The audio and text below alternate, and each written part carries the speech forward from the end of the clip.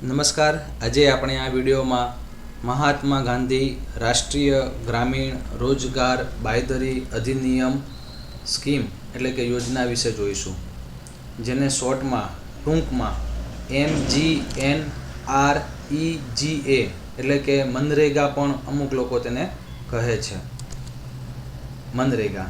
તો આજે આપણે આ વિડીયોમાં મનરેગા યોજના વિશેની માહિતી મેળવીશું. આજે મનરેગા યોજના છે, આ તેનો લોગો છે, મહાત્મા ગાંધી રાષ્ટ્રીય ગ્રામીણ રોજગાર ગારંટી અધિનિયમ, Mahatma Gandhi national rural employment guarantee act, એને ઇંગ્લિશમાં એમ પણ કહેવામાં આવે છે, એટલે કે મનરેગા. તો આજે આપણે તેના વિશે જોઈએ. સૌ પ્રથમ પ્રસ્તાવના.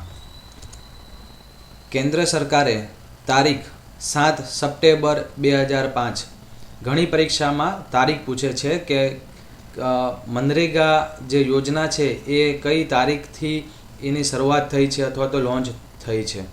તો 7 સપ્ટેમ્બર 2005થી મહાત્મા ગાંધી રાષ્ટ્રીય ગ્રામીણ રોજગાર બાંયધરી અધિનિયમ પસાર કર્યો, આ તારીખે પસાર કર્યો હતો, અને ફેબ્રુઆરી 2006થી આ કાયદો અમલમાં આવ્યો છે.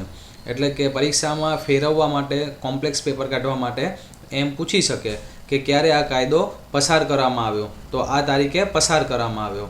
અને આ કાયદાનો અમલ ક્યારે થયો અથવા તો આ જે યોજના છે એ કાયદાના સ્વરૂપમાં અમલમાં ક્યારે આવી, તો ફેબ્રુઆરી 2006 આવે.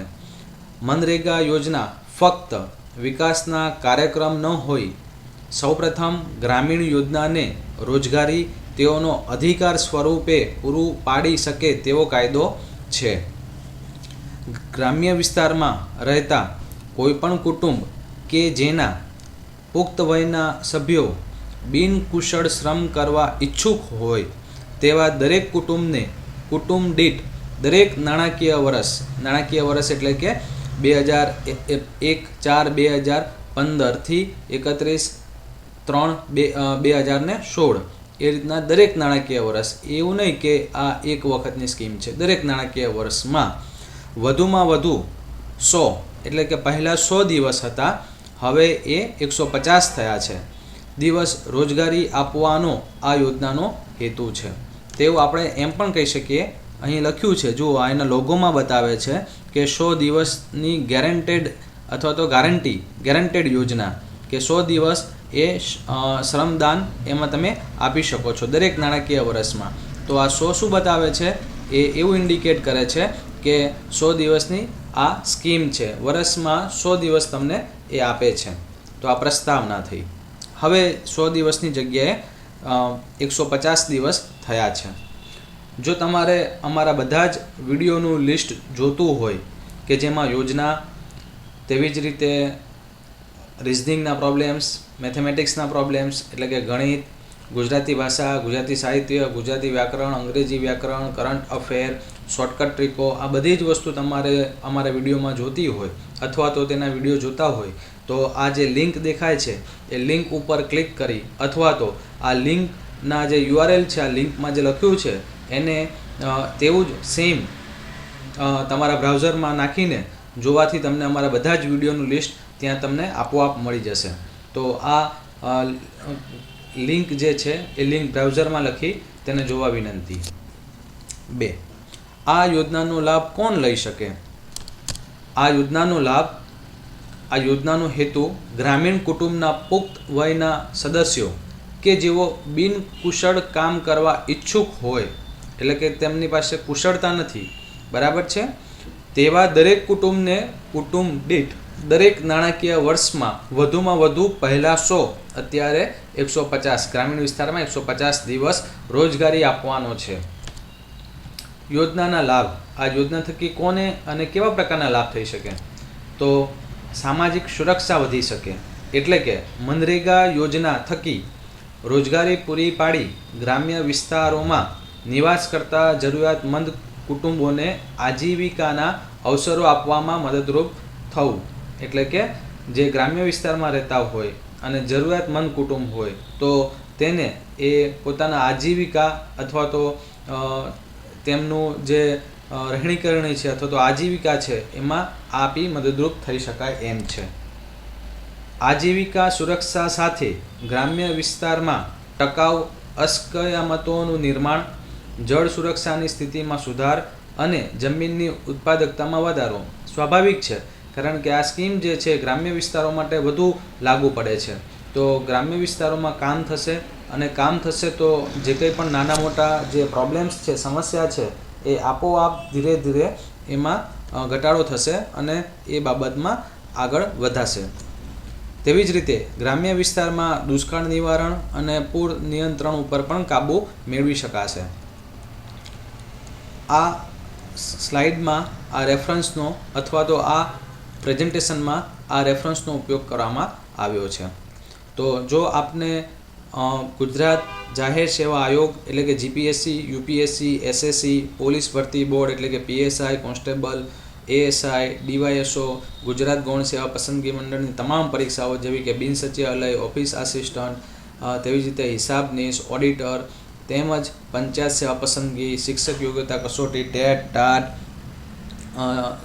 તેનું મટીરિયલ, સ્ટાફ સિલેક્શનનું મટીરિયલ, બેંકની વિવિધ પરીક્ષાઓ જેવી કે આરઆરબી એટલે કે રિજનલ રૂરલ બેંક, તેવી જ રીતે SBI state bank of India, આઈબીપીએસની માં આવતી તમામે તમામ પબ્લિક સેક્ટરની બેંકો જેવી કે bank of India, bank of Baroda, syndicate bank, Canara bank, bank of Maharashtra વગેરે.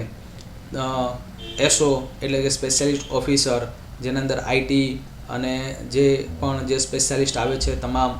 તેવી જ રીતે પીઓની, ક્લાર્કની, એમ તમામે તમામ પ્રકારની સ્પર્ધાત્મક પરીક્ષાઓ માટે, પછી એ કેન્દ્ર સરકારની હોય કે રાજ્ય સરકારની હોય, ગુજરાત રાજ્ય સરકારની હોય, એ તમામે તમામ પરીક્ષાનું સંપૂર્ણ સાહિત્ય અમારા આ યુટ્યુબ ચેનલ ઉપરથી સબસ્ક્રાઈબ કરવાથી તમને આ બધા જ પ્રકારનું મટીરિયલ મળી રહેશે. જેવું કે તેમાંથી તમે ગણિતના પ્રશ્નો, તેવી જ રીતે રિઝનિંગ છે, ગુજરાતનો ઇતિહાસ છે, ગુજરાતની સંસ્કૃતિ છે, ભૂગોળ, તેમજ શિક્ષક યોગ્યતા કસોટી માટેના જે પ્રશ્નો આવે છે એ પ્રશ્નો, રમતગમત છે, યોજનાઓ છે, એમ તમામ પ્રકારનું સંપૂર્ણ મટીરિયલ અમારી આ યુટ્યુબ ચેનલ ઉપરથી તમે સબસ્ક્રાઈબ કરશો ત્યારબાદ તમને મળી રહેશે. જો તમને અમારા વિડીયો વધુ પસંદ પડતા હોય તો આ લિંક તમારા બ્રાઉઝરમાં નાખવાથી અથવા તો આ લિંકનો ઉપયોગ કરીને બ્રાઉઝરમાં ઓપન કરવાથી અમારા જેટલા પણ વિડીયો અવેલેબલ છે એ દરેકે દરેક વિડીયોનું લિસ્ટ તમને ત્યાંથી મળી રહેશે. તેમજ તમામ ગુજરાત અને કેન્દ્ર સરકારની યોજનાઓ વિશેના ઉપયોગી એવા બધા જ વિડીયો આપોઆપ મેળવવા માટે તમારે માત્ર અને માત્ર સબસ્ક્રાઈબ કરવાનું છે. માત્ર ફ્રી સબસ્ક્રાઈબ કરવાથી તમને આવનારા તમામ નવા વિડીયોની માહિતી આપોઆપ સૌપ્રથમ આપના ઈમેલ એકાઉન્ટમાં મળી શકશે. જો તમારી કોઈ જરૂરિયાત હોય અને એવો વિડીયો અમારા યુટ્યુબ ચેનલમાં ના હોય તો તેવા વિડીયો માટે તમે અમને મેલ કરી શકો છો. અમારું મેલ આઈડી છે icangetjob@gmail.com.